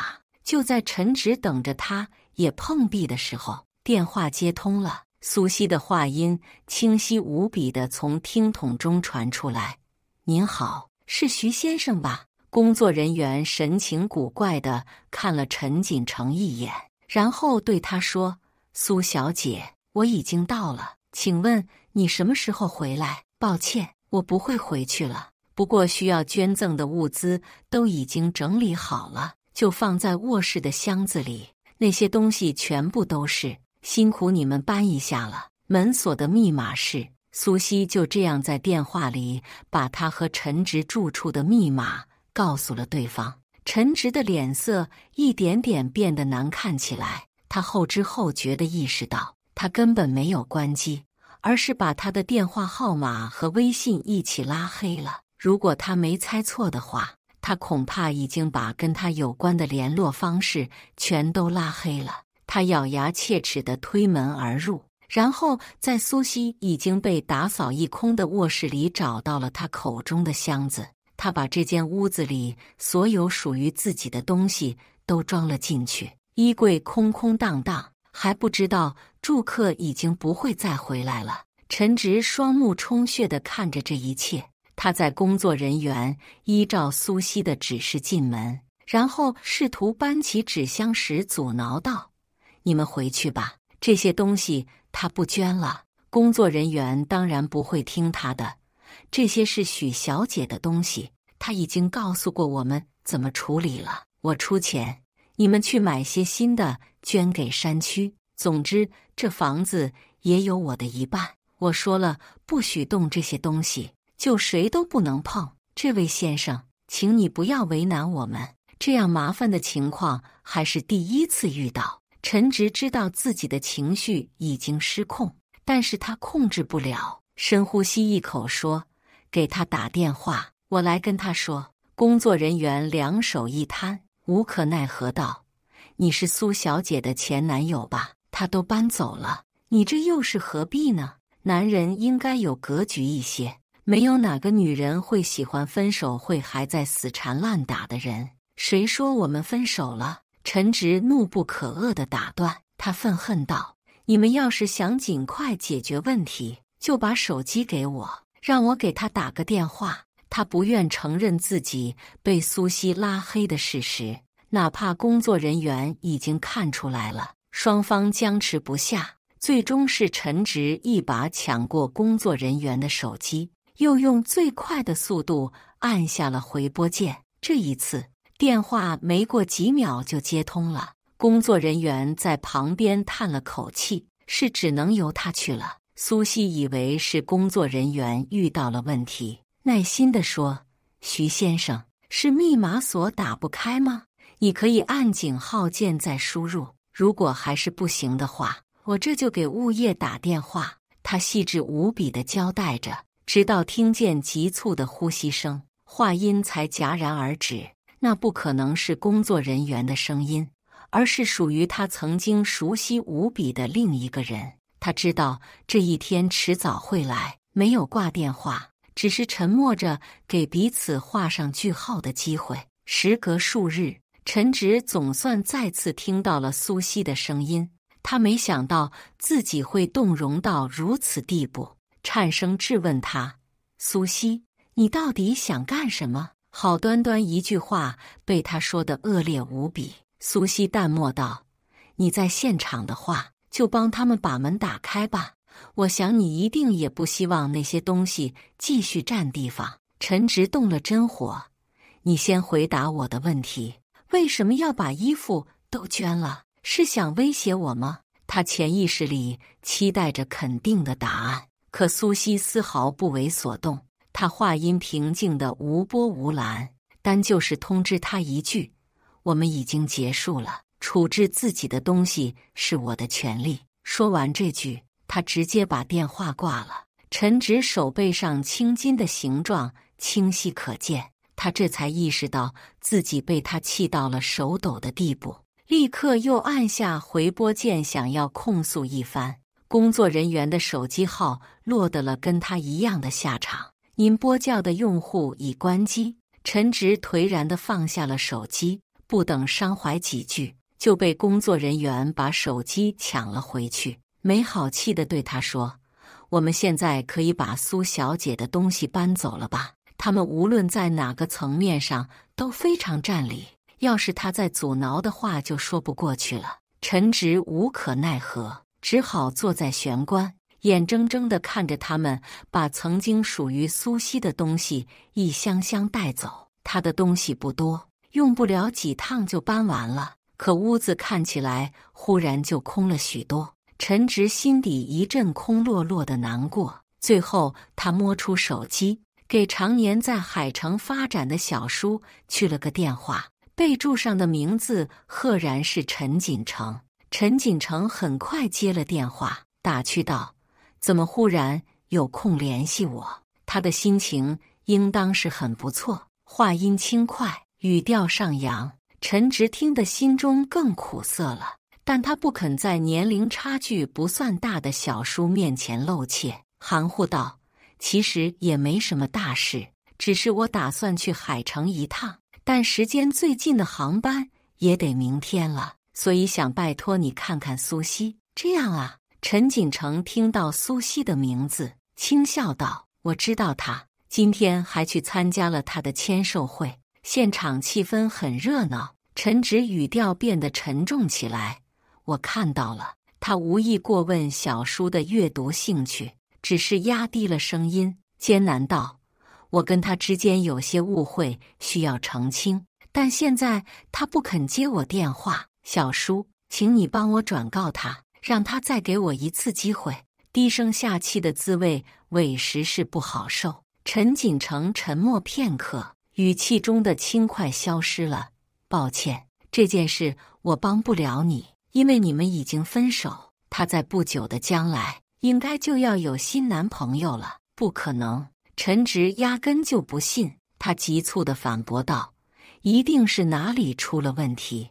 他才剛回海城沒幾天，怎麼可能這麼快就走出來？信不信由你。小叔，你是律師，比我會說話，這次算我求你了，你就幫我吧。告訴蘇西，讓她先不要做決定，等我到了海城，馬上就去找她，到時候她一定會回心轉意的。”他從陳錦城的沉默中嗅到異乎尋常的氣息，這次是真的急了。陳錦城沒能找到插話的機會，唯有等他懇切完畢，沉吟道：“你要說的就只是這些了嗎？”陳直毫不猶豫地應下：“還有很多的，剩下的話等我見到他再說。他們有那麼多的過往，還有豆豆這個牽絆，他相信他們只要見到面，一切就盡在不言中。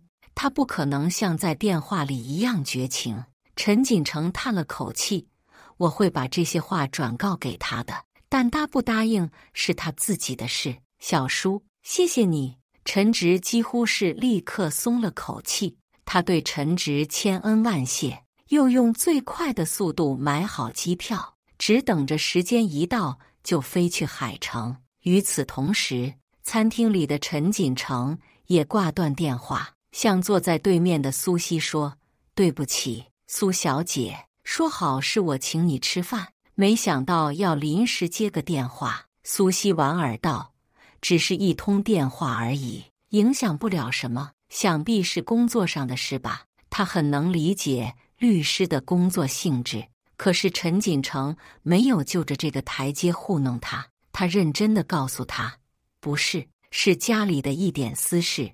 我侄子遇到了感情問題，想我幫他挽回分手的女朋友。”這事聽起來根本是莫名其妙。蘇西不明所以道：“這種事哪有拜託叔叔幫忙的？你侄子不會還在上學吧？”“那倒沒有。”陳直看向他的神情有種異乎尋常的鄭重。蘇西更加想不明白這件事跟他有什麼關係了，思忖道：“不如我先回去吧，你先忙侄子的事，一起吃飯的機會以後有的是。”陳錦城攔住了他：“不用，其實我也有問題想問你。你說，你對前男友還有感情嗎？就是刻骨銘心到寫在書裡的那一個。”“已經沒有了。”蘇西答得很痛快，他甚至還特意搖了頭：“在刻骨銘心也是從前的事了。早在我帶着豆豆離開的那天，我就已經放下他了。對了，你大概還不知道，豆豆曾經算是我們一起養的，這聽起來跟夫妻離婚分配孩子撫養權也差不多了。”陳錦城肉眼可見地鬆了口氣：“你考慮的怎麼樣了？能給我一個和你一起養他的機會嗎？”蘇西目光晶亮地微笑了一下：“其實我答應跟你一起出來吃飯，就是想跟你試一試。或許換個人相處，對大家來說都是件好事。重要的不是這個人是誰，而是這個人跟他的過去沒有關係，可以讓他有個新開始。”陳錦城說了句在蘇西看來根本是答非所問的話：“好，我明白了，我會盡快勸我的侄子不要再去打擾他的前女友。這兩件事之間存在任何關係嗎？”蘇西蹙着眉間問。一個近乎荒誕的念頭電光火石間從腦海中劃過，讓他睜圓了眼睛問：“你的侄子該不會就叫陳直吧？”陳錦城含着歉意點頭：“應該更早一點告訴你的，但我也是直到剛剛才確認這件事。之前對你們的關係只是猜測。”蘇西想到他們的年齡差距，感到有些荒謬。“所以你是他的叔叔？”“我知道他有個叔叔，但是沒想到你竟然這麼年輕。對相親對象來說，有些大的年齡一旦放到叔叔這樣的長輩身上，瞬間就變得年輕起來了。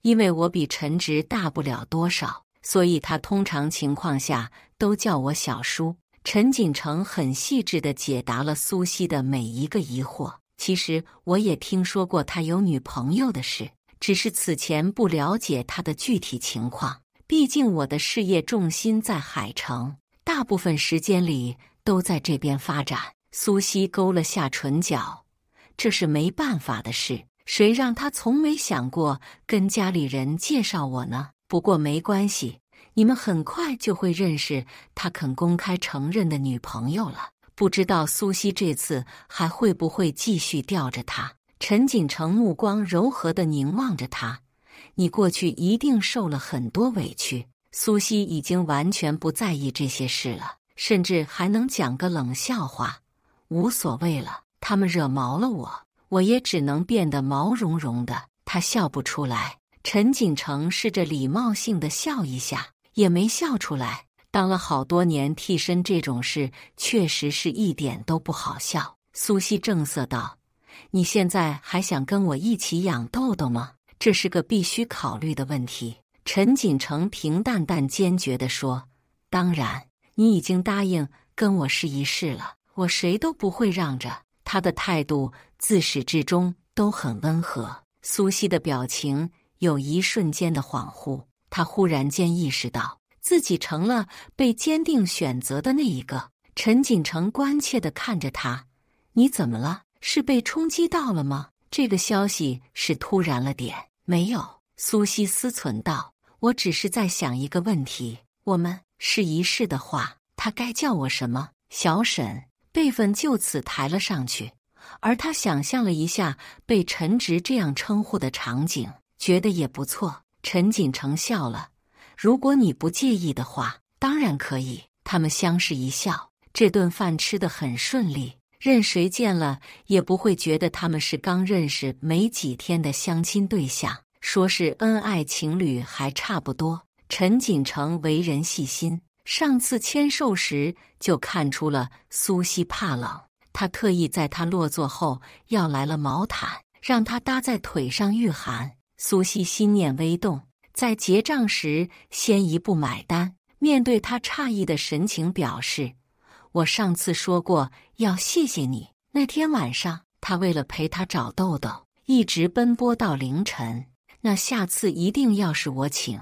陳錦城鬆了口氣，同他約定下次的同時，提議道：“現在讓我送你們回家吧。”餐廳有寵物友好的標識，他們是帶着豆豆一起吃的飯。小家伙這會兒興奮得不得了，被蘇西抱在懷裡也躍躍欲試，想往外跳。蘇西吸取上一次的經驗教訓，生怕他再跑丟，一直緊緊抱着他。陳錦城也記得那件事，一直把他送到了樓下。臨別之際，他溫聲道：“我和陳直的事不該影響到你對我的看法。如果你有顧慮的話，我會想辦法解決。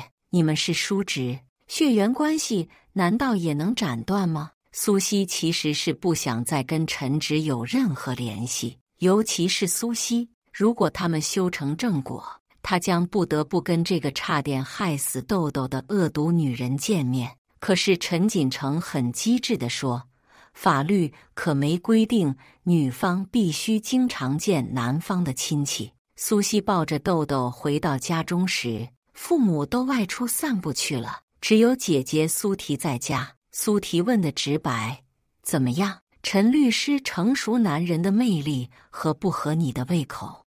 他是很成熟，而且穩重溫柔，能考慮到我的想法和感受。不過他是陳直的小叔。蘇西略顯局促地說了他從陳錦城身上找到的最大的缺點。蘇提眼前一亮，這怎麼能接在不過後面呢？應該說更是才對啊！你想想看，你跟他在一起就是陳直的長輩了。可是沒有什麼可是，你只要告訴我他還有沒有別的缺點就行。蘇西沉默了，蘇提激動地直晃他肩膀：“這說明你們很合適啊。”蘇西承認這一點，但他還是說：“我們認識時間還太短，如果他有其他的缺點，之後再發現就太晚了。”其實他給我一種很踏實的感覺，作為一個新開始的話，是個不錯的選擇。可他是離婚律師，以後想分開恐怕不會容易。此話一出，蘇提聽得直搖頭：“你未免也太悲觀了，不能因為遇到陳直一個渣男，就把其他人都一棍子打死，要勇敢一點啊！”蘇西也想勇敢，但再勇敢一次的代價不見得是他能承受的了的。蘇提細細打量着他眉宇間的憂色，最後認真表示：“不如這樣，你拿不定主意的話，就讓豆豆來選。如果他也能接受陳錦城，就說明你們兩個是有些緣分在的。反之，再後悔也不遲。”隔天晚上，正在考慮中的蘇西下樓遛狗，在牽着豆豆行至附近的小公園時，再次看到了熟悉的車輛。陳錦城的車跟他本人一樣，外形沉穩低調，得細瞧才能認出是某豪車品牌的旗艦款。蘇西停下來跟他打招呼：“陳律師，這次又是偶然路過。”豆豆表現得比他熱情多了，他看到陳錦城，馬上就躍躍欲試的想要靠近他，爪子就快隔空搭到他身上去了。蘇提建議蘇西讓他來選，真跟提前拿定了主意差不多。陳錦城見他都發現他了，也沒再遮遮掩掩，他長腿一邁走下車，提着個挺精緻的盒子來到他面前說：“我認為追求你就該有追求你的態度。”所以路過常去的甜品店時，給你買了一份，希望你喜歡。盒子裡是個巧克力蛋糕，只有6寸大小，是適合一個人拿回家，放在冰箱裡慢慢吃的尺寸。蘇西問：“是不是又是我姐姐告訴你的？我喜歡巧克力蛋糕。”蘇提非常看好陳錦城，早就把想撮合他們的打算寫在臉上了。會悄悄給陳錦城通風報信也很正常。可說陳錦城說：“不是，是昨天我們一起吃飯時，我觀察出來的。當時上了2道甜品，一道楊枝甘露，一道巧克力冰淇淋，後者基本被你吃完了，但是前者就只禮貌性地動過一勺。”他觀察力入微，連這樣的細節都注意到了。蘇西緩緩睜圓了眼睛：“你們律師還要兼職破案的嗎？”“大部分情況下不需要，但我經常幫人打離婚官司，你知道的。有時候收集對方出軌的證據也是一件很麻煩的事。你能給我講講嗎？都是些痴男怨女的糾葛罷了。不過你喜歡的話，我也可以講一講。”他們在小公園裡找了長椅坐下。蘇西將陳錦城帶來的巧克力蛋糕放在中間，打開後用刀叉切成2半，同他一起分享。2人邊吃邊聊，十分投入，看得趴在地上的豆豆垂涎欲滴，好幾次都想突襲巧克力蛋糕。其實蘇西一度很喜歡吃巧克力，只是為了不讓豆豆誤食，已經許久沒買過了。陳錦城早有準備的從口袋裡取出雞胸肉凍乾，撕開後餵給豆豆說：“乖，我們各自吃各自的好不好？”豆豆尾巴搖成螺旋槳，快樂地轉着圈，叫了一聲“汪”。陳錦城並沒有敷衍的餵完它就算，而是很捧場地說：“哇，好厲害！誰是最厲害的小狗狗？”他一邊說，一邊伸手撫摸着豆豆的腦袋，擼狗的動作相當嫻熟。蘇西好奇道：“陳律師，你家裡也有養狗嗎？”陳錦城的笑容淡了一瞬：“養過，狗的年齡比我還大，在我還在上高中的時候去世了。他今年30餘歲，寵物狗在長壽，能活20歲就已經很了不起。”蘇西愧疚不已：“對不起。”“沒關係，這是事實。”陳錦城趁機提了個要求：“你總叫我陳律師，實在太正式了，能不能換個稱呼？”“好。”蘇西糾結片刻：“陳先生好像還是很正式，我能不能直接叫陳錦城？”陳錦城笑得燦爛：“好啊，那我也不再叫你蘇小姐了，稱呼一遍。”兩人間的距離也被拉近了許多。豆豆察覺到氛圍的變化，當着蘇西的面靠近陳錦城的動作變得更心安理得了。從這天晚上開始，陳錦城成了許家的常客。他嘗過許家父母親自下廚做的飯菜，也登堂入室幫蘇西修過燈泡。有時候蘇西忙於工作，甚至直接叫他上門來幫忙遛狗。蘇提見他們一天天的熟悉起來，沒少揶揄蘇西：“怎麼樣，豆豆的選擇還算不錯吧？”蘇西不置可否，可轉身之際，唇角分明有藏不住的笑意。其實跟一個新人開始一段新生活的感覺是真的還不錯。這天下午，陳錦城下班後照例是來許家跟蘇西聯絡感情。他又帶了巧克力蛋糕和一束紅玫瑰。相比於巧克力蛋糕，這束紅玫瑰背後的含義曖昧多了。蘇西收下，然後回贈了他自己烤的餅乾，照着網上的方子做的，沒有烤糊，能吃。陳錦城如獲至寶，迫不及待的就打開來吃了好幾塊，盛讚道：“你可以轉行寫美食測評了。”豆豆見今天沒有凍乾，急得直轉圈，並且不見外的用爪子去扒拉他的小腿。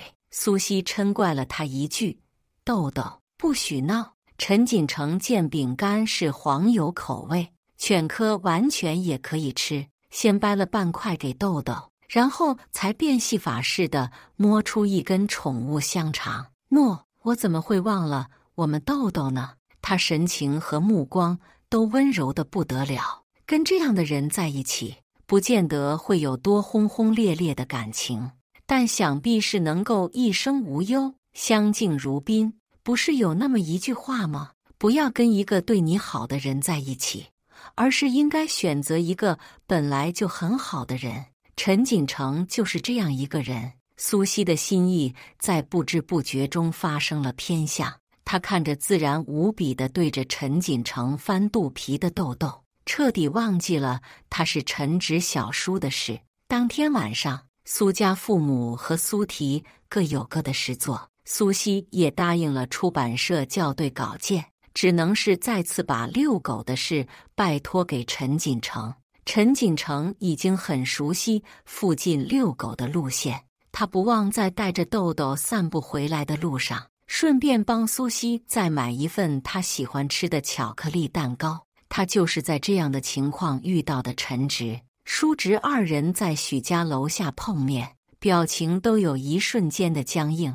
陳直手裡拖着行李箱，下巴上還有泛青的胡茬，一看就是連夜奔波趕過來的。小叔，他看向陳錦城手中牽着的豆豆，勉強擠出一絲笑容。謝謝你幫我照顧蘇西和豆豆，你應該已經幫我向他轉達了吧？他有沒有對你說什麼？他目光中帶着迫切，是在期待陳錦城給他一個預想中的答復。可是陳錦城嘆了口氣，你要不然還是放棄吧。陳直的表情瞬間垮在當場。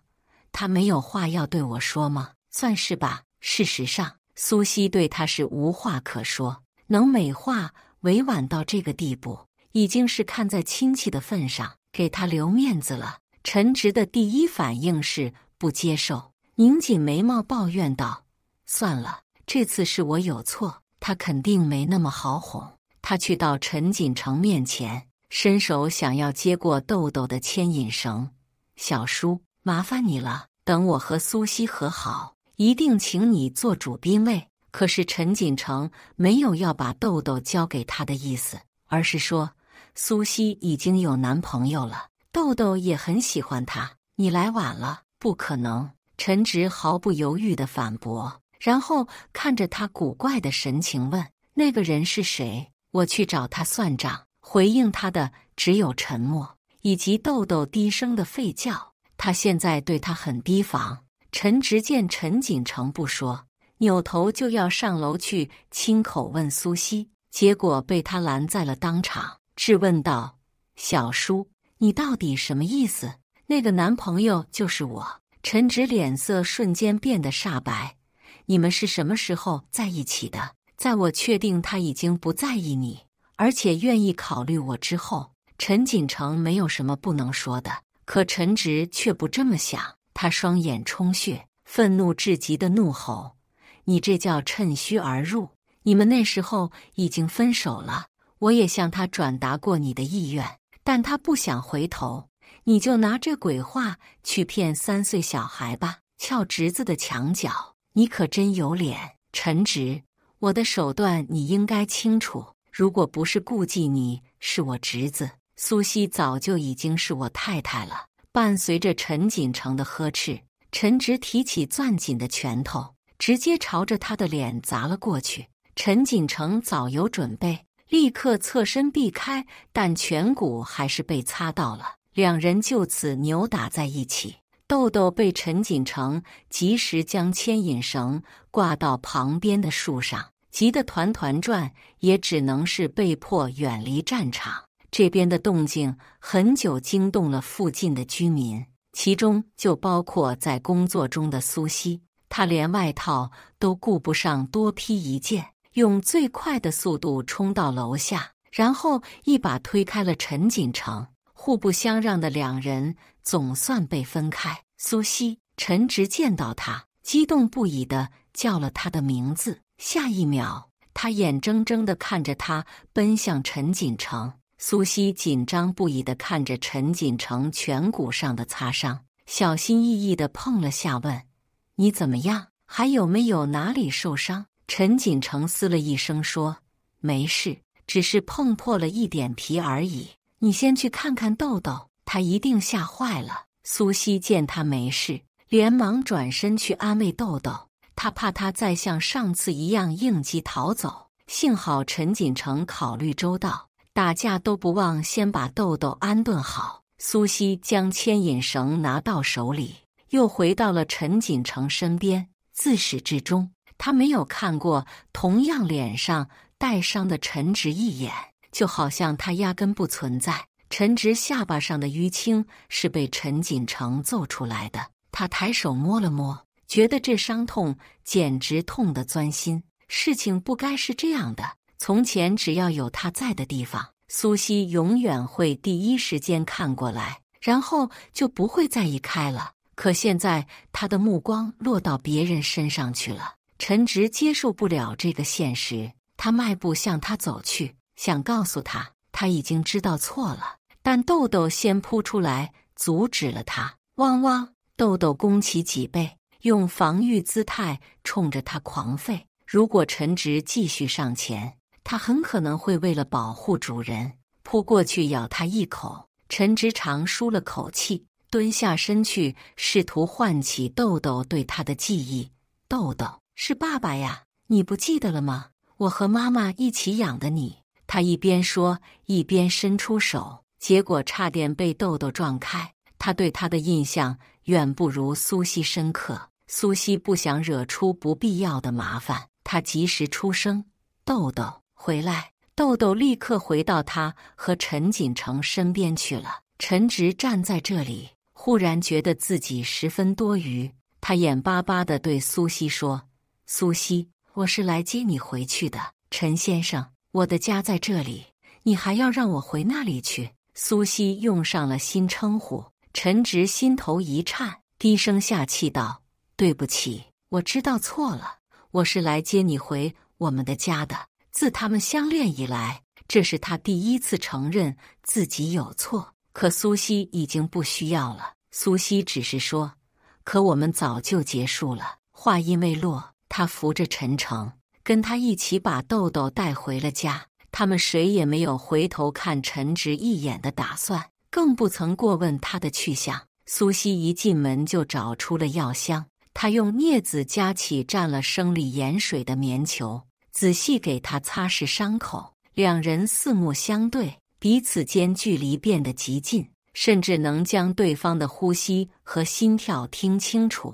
陳錦成在這樣的氛圍中定定地凝望着蘇西，氣氛變得極為曖昧。蘇西耳根紅透，有些不好意思地低下頭，是想避開他的目光。陳錦成卻是受到氛圍感染，忽然同他表露了心跡，說出來你可能不信，但我真的喜歡你很久了，只是陳直先我一步表白，你那時又是那麼的喜歡他。如果你能幸福，我當然是會選擇把愛意藏一輩子，但現在你選了我，我是不會再放手的。他嗓音微顫地做了番剖白，而蘇西透過他的話音也被喚醒了久遠的記憶。或許他現在只是從彎路走回了正軌。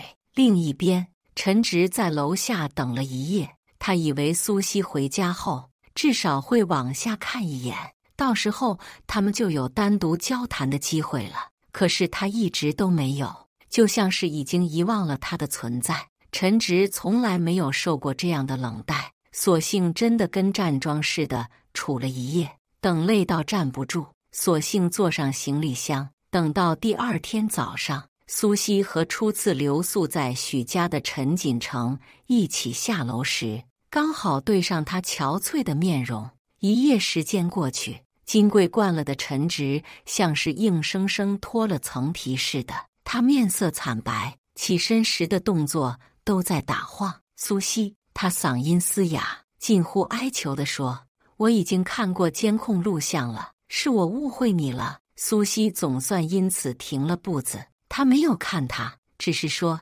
謝謝你還我清白。”這話聽起來實在是諷刺極了。明明他本來就沒做錯過什麼，陳直嗅到希望的氣息，又問：“你能不能再原諒我這一次？我馬上就向你求婚。我們……”蘇西淡漠地打斷道：“陳先生，能請你不要再糾纏我了嗎？他早就給過他無數次機會了，是他一次次踐踏他的心意。現在他的額度已經用完了。”陳直還想再追上他把話說完，但是陳錦城攔住了他：“我們還有事，你不適合跟着。”他視陳錦城為情敵，立刻怒目而視，瞪了一眼過去。陳錦城完全不跟他計較，只是看在他父母的份上勸了句：“不要再在這種事上浪費時間了，回去吧。”說完，他紳士地替蘇西拉開車門，等他開始繫安全帶，才去到了駕駛座上。他們絕塵而去，獨留陳直一人在原地。不知道過去多久之後，陳直在恍惚中聽到有人叫他的名字，他以為是蘇西去而復返，驚喜不已地看過去，可出現在他面前的卻是蘇西。陳直現在最不想見的人就是他。他擰緊眉頭：“你來幹什麼？”蘇西嬌笑着來到他面前：“我來找你呀，之前是我錯了，你看在我主動找你的份上就原諒我一次嘛。”這樣的套路從前是百試百靈，這次卻是沒了用處。陳直冷然道：“你不是知道錯了，你是被我發現了。”蘇西臉上的表情登時掛不住了：“你至於嗎？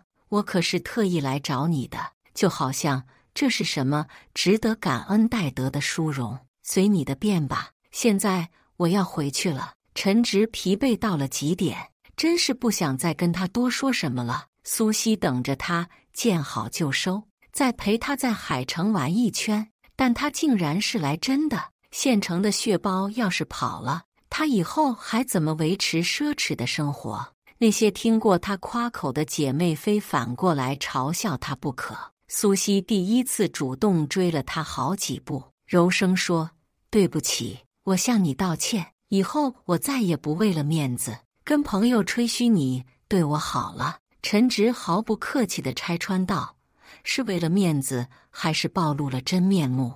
你自己心裡最清楚。”陳直，你是要跟我絕交嗎？蘇西，我對你仁至義盡，你以後好自為之吧。從前是我看錯你了，但我不是你養的狗，不可能再被你呼之即來，揮之即去。他走得極快，末尾幾句話幾乎是被葉楓送到蘇西耳畔去的。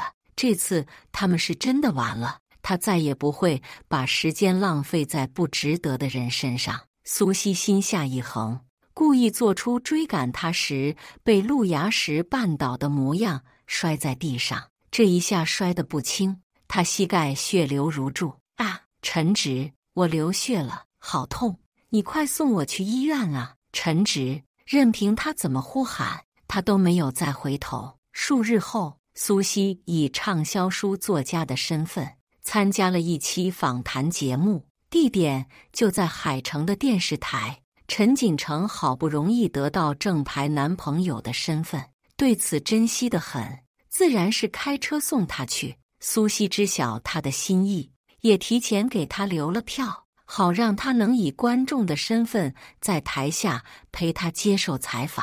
前陣子的簽售會上，蘇西那句已經分開的回答一度引起軒然大波。這次的訪談節目上，主持人自然不會放棄這個問題，只不過是換了方式，旁敲側擊地打探個不停。蘇西老師，熟悉您的讀者都知道，這本書是對你和男朋友多年來愛情之路的總結。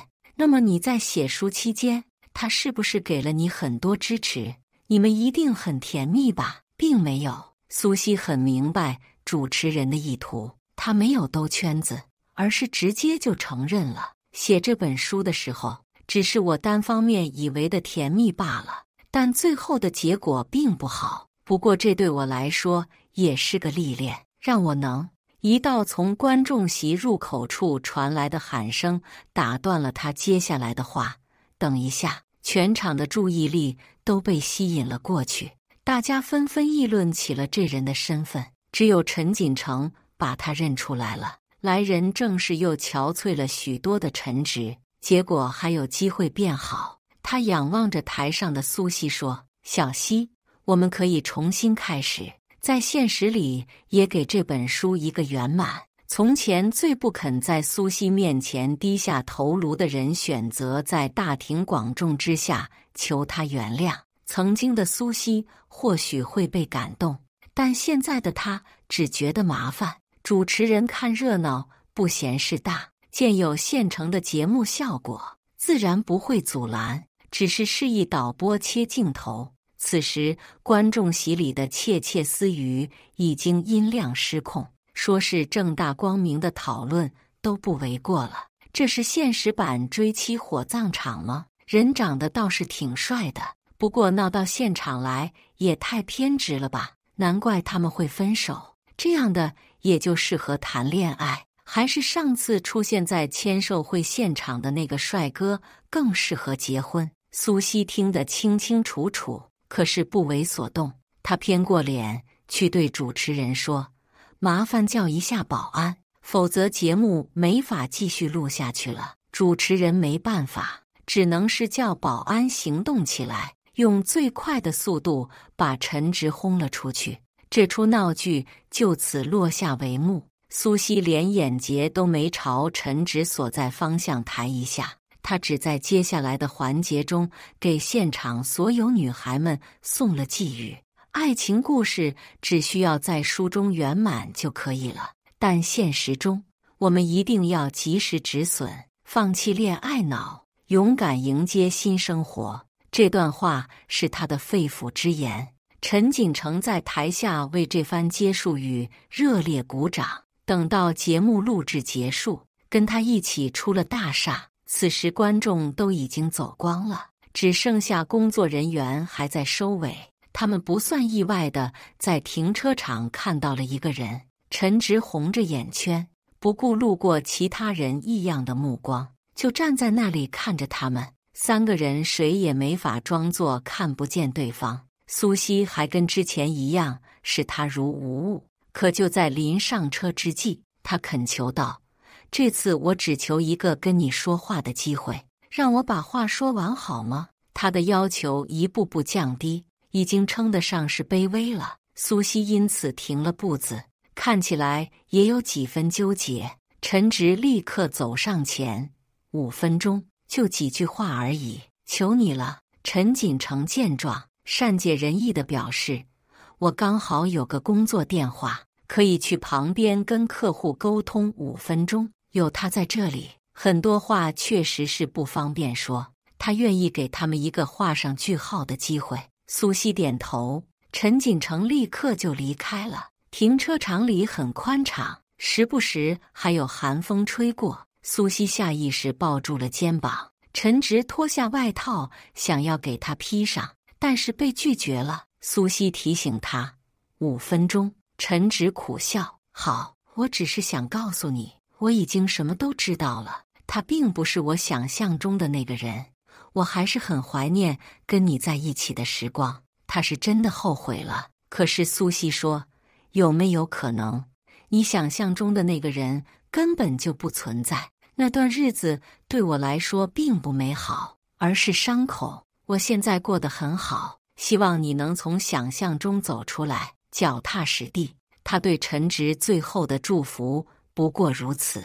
陳直心中一疼，追問道：“那你會選擇我小叔嗎？”“會考慮。”蘇西沒有騙他的必要。不等他再追問，他看一眼腕表說：“5分鐘到了。”陳錦城回來了。不遠處，陳錦城果然去而復返，1秒不多，1秒不少。蘇西頭也不回，離開了陳直，而他站在原處定定地看着他，直到他消失在自己的視野裡。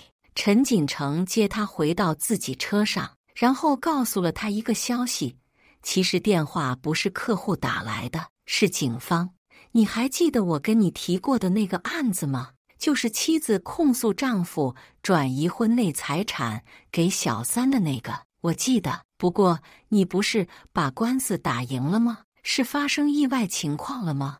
陳錦城柔聲對他說：“屬於妻子的那份共同財產是追回來了，但她丈夫在外面的女人過得很揮霍，環遊世界時都花掉了，現在沒有辦法償還。”這樣的經歷讓蘇西想起來一個人，她多問了句：“那最後會怎麼辦？”陳錦城耐心地同他解釋：“法院會凍結他名下的財產，還不夠的話就只能讓他坐牢了。剛剛警方打電話過來，就是為了告訴我，他在試圖潛逃的時候被抓了。”蘇西淡聲道：“欠債還錢，天經地義，沒什麼好說的。”陳錦城又問：“你不想知道他是誰嗎？其實你認識他。”蘇西早在看到他過於柔和的神情時就猜到了，這時不以為然地笑了：“還重要嗎？我們回家吧。”“也是，這些事早就不重要了。”陳錦城牽起了他的手問：“要不要去慶祝一下？”陳直是在即將離開海城的前一天接到的電話，蘇西急切地在聽筒裡哀求他：“陳直，現在能救我的人只有你了。”陳直不耐煩道：“關我什麼事？苦肉計對他沒用了。”可是蘇西痛哭出聲：“我發誓，這次是真的，我被抓了，只有你能救我了，其他人都不可能管我。”他從前呼風喚雨的時候，身邊有的是朋友，但這些人得知他被抓，跑得一個比一個快，最後他沒辦法，不得不低聲下氣地來求陳直。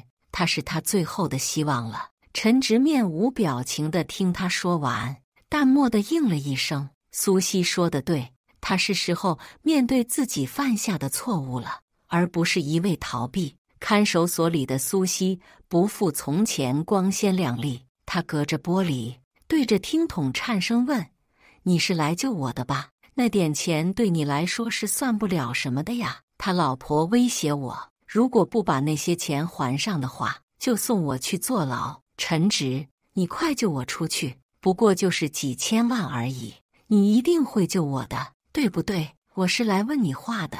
陳直早就當夠冤大頭了，我已經知道你是為什麼進來的了。